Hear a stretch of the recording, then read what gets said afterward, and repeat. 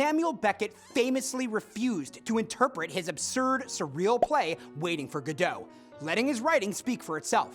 But this doesn't mean that the play doesn't have key symbols. It does. The leafless tree, Lucky's baggage, and Pozzo's rope.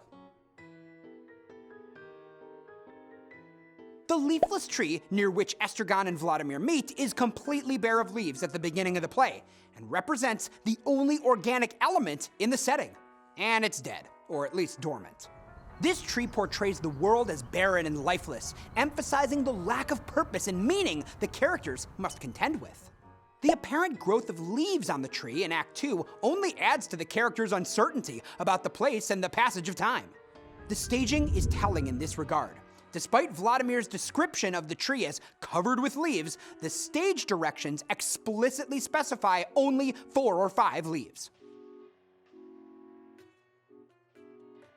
Lucky's baggage is a symbol Lucky never puts down, except when it's necessary to fulfill one of Pozzo's orders, after which he immediately picks them up again, even when he has been told not to do so.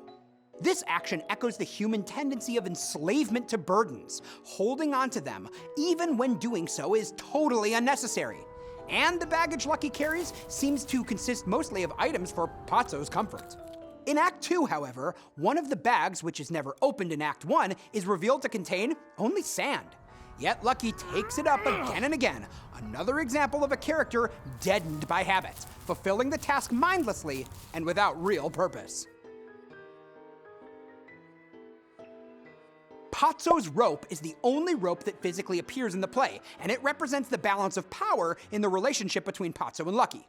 In Act 1, Pozzo dominates Lucky with a rope half the length of the stage. Pozzo drives Lucky by means of a rope passed around his neck, and Lucky is often the recipient of Pozzo's whip. Yet Lucky accepts, even embraces this balance of power without question, as if he cannot envision any other state for himself. When the rope is shortened in Act 2, the balance of power in Pozzo and Lucky's relationship is less clear. Pozzo, now blind, depends on Lucky for direction, though Lucky still depends psychologically on Pozzo. Also, there are a number of figurative ropes in the play. Vladimir and Estragon, like Pozzo and Lucky, are similarly tied to each other, and tied to Godot and the belief that his arrival will provide a meaning for their lives. Vladimir and Estragon also entertain the idea of hanging themselves with a rope. While suicide is never a real option, its discussion provides the pair a diversion from the act of waiting for Godot. The rope here becomes a symbol of submission to an illogical belief.